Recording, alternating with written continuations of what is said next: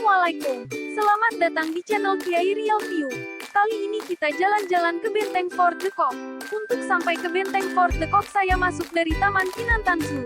Tiket masuk dewasa Rp25.000 dan anak-anak Rp20.000. Kita akan menyeberang jembatan Limpape dari Zoo ke Benteng Fort de Kock. Jembatan Limpape adalah jembatan gantung di atas Jalan Ahmad Yani, Bukit Tinggi, yang menghubungkan Taman Marga Satwa dan Budaya Kinantan dengan Benteng Fort de Kock. Bentangan jembatan memiliki panjang 90 meter dan lebar 3,8 meter, dibangun pada tahun 1995. Selama menyeberangi jembatan kita dapat melihat pemandangan gunung dan perbukitan serta sebagian kota Bukit Tinggi.